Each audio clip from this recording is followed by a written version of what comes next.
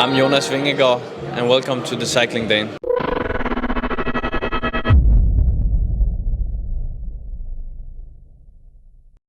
So once again, Julian Alaphilippe is the world champion, of course, as he proved in Belgium on the last UCI World Championships. And of course that means that we're going to now see him on a new design bike, and of course that's been released. But of course let's actually go over recent designs and see how much it has evolved since then. And it has changed in some sense. For example, here we are seeing Peter Sagan's bike that he had back in the 2017 season when he won his last World Championship and was a free time back-to-back and back-to-back again. Unlike the usual designs of the past few years now, we've actually seen it being more of the rainbow jersey, but we didn't see much of that. Pretty much the first one was Alejandro Valverde, but before that there was obviously Peter Sagan, where he got his triple World Champion win in a row in 2017, and this is the design right here where it pretty much was just all out black. It actually was designed more for his heritage, where he's from, which is Slovakia.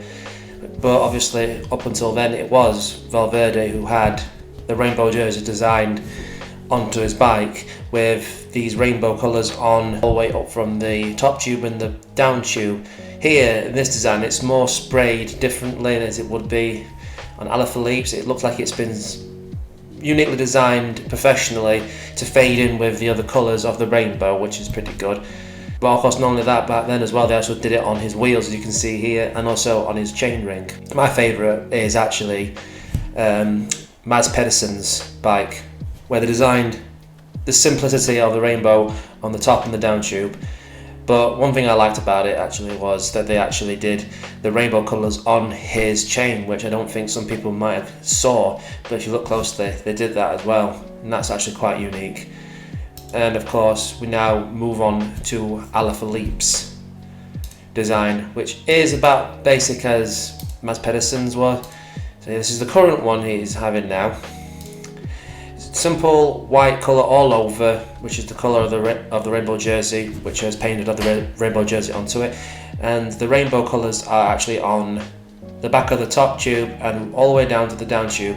And this time they've actually gone for some kind of digital look here at this, which actually is quite contemporary for, you know, like what we see in digital arts and other kinds of areas of artistry we see now. But it is very simple, that it just has the rainbow jersey on there and that's it. There's nothing on anywhere that's unique, or even no chain that is painted like it was with Mads Pedersen's. Yeah, but everything is pretty much the same as it was before, as you would expect as well. We still have the usual drivetrain, which is Dura-Ace all around the board, with its chainring, the chain obviously, the cassettes, the pedals, the STI levers. It's all down to being Dura-Ace Di2 across the board for electronic shifting, which is what Alaphilippe's need. It's pretty much the worthy components of a world champion. Brakes of course are Dura-Ace as well, and of course they're using disc brakes, which is what you expect now in the Pro Peloton.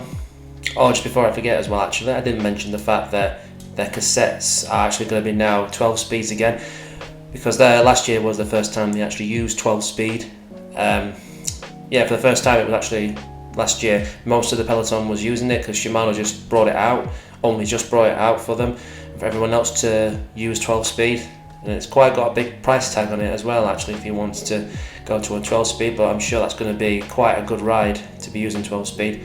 Of course, if you don't know anything about the frame weighs about 800 grams, which is great for what it is, and it still maintains its great stiffness, and of course doesn't sacrifice any kind of aerodynamics with it as well.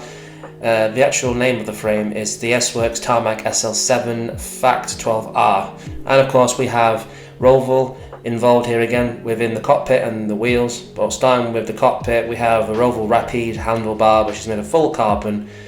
The saddle is also from Specialized as well. They like to stick with their own designs because they think it's better. It does look very comfortable, the saddle, to be fair, so really can't go wrong with them. And it might look not quite light, but it does have lightweight carbon rails on it, so it tries to maintain a bit of lightweight within that.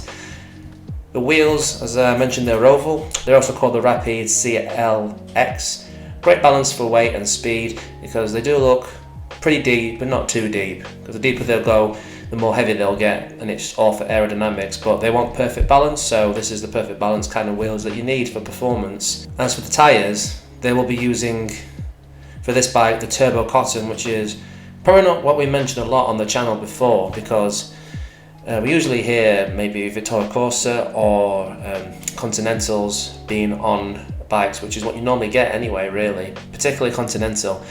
But teams like Quickstep or even Specialized, the brand itself, prefers to have their bikes with Turbo Cotton wheels, because when it comes to Specialized, they believe in high quality products to be put on the bike, and Turbo Cotton really is high quality. Of course, they cost about £60 per tyre, which is quite a lot considering as well. You can get something maybe a bit cheaper with the Continental GP 5000s, and there's even a new one out there as well, which is just a little bit cheaper than these, and they probably can come a bit close, but these are apparently one of the fastest tyres out there, and this is what you would expect Quickstep to be wanting to use. They want the best they can get, and they are going to give the best to the world champion indeed. But thanks for watching our quick fire video on this bike for the world champion, and of course do like the video, guys. It really helps us out. Comment down below, guys, what you think, or comment down below if you think we should be reviewing another certain bike. Give us a name, a brand, and we'll look into it and we will give you a video on it. And with that, guys, that is it for me, this video, and as always, have a nice day.